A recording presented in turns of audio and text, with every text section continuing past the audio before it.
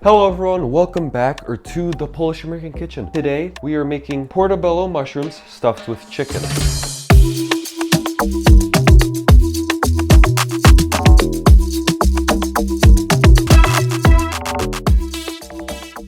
As always, we get the freshest ingredients from the farmer's market. As you can see, this is a really rich meal. Enough talking and let's get started. Witamy! Babcia Basia, I wnuczek Kacper. grzyby portabella lub inne grzyby z dużymi kapeluszami, mogą być to na przykład kanie lub nawet duże pieczarki. Ja przygotowałam 10 sztuk dużych grzybów portabella. Z każdego z nich ucinam nóżkę, a kapelusze smaruję olejem z oliwek. Na tacy do pieczenia układam papier do pieczenia, a na niej kapelusze portabella i tacę odstawiam na bok. In this recipe, we will make 10 pieces of this really rich meal. So, we're going to prepare 10 pieces of large portobello mushrooms by cutting off the legs from each of them and greasing the hats with olive oil. Place baking paper on a baking tray and the portobello hats on it. Place them aside. Teraz nóżki grzybów drobniutko kroję. Next up, we're going to finely chop the stems of the mushrooms / the legs. 3 piersi z kurczaka i zieloną pietruszkę także drobniutko kroję. Also finely cut 3 chicken breasts and green parsley. Piersi z kurczaka posypuję obficie domową mieszanką przypraw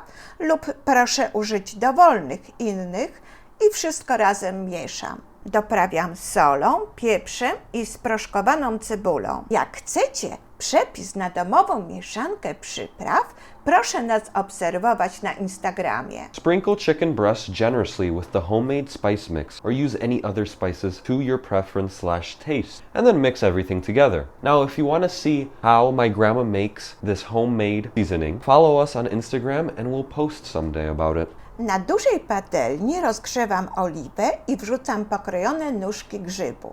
Get out a large skillet and heat oil on it. Add the sliced mushrooms and don't mix. We are not mixing for at least 5 minutes because then the mushrooms fry and they do not release water. Now if you do mix, they release water and they start to cook. And if you like boiled mushrooms, then skip that step. It's up to your taste buds. Nie mieszam. To ważne, aby nie mieszać grzybów przynajmniej przez 5 minut, bo wtedy grzyby się smażą i nie puszczają wody. Jeśli pomieszałabym, to natychmiast na patelni pojawi się woda z grzybów i wtedy te grzyby się gotują. Można i tak zrobić, jeśli ktoś lubi gotowane grzyby. Po chwili dokładam piersi z kurczaka, a potem przykrywam patelnię pokrywką. After a little bit of time goes by, like 5 minutes, add the chicken breasts and then start to mix it. Fry for a while and then cover the pan with a lid. Kiedy kurczak stracił swoją surowość i jest lekko podsmażony, dodaję śmietanę. Posypuję 1 łyżką mąki i mieszam. When the chicken is cooked and it lost its rawness, add sour cream, sprinkle 1 tablespoon of flour,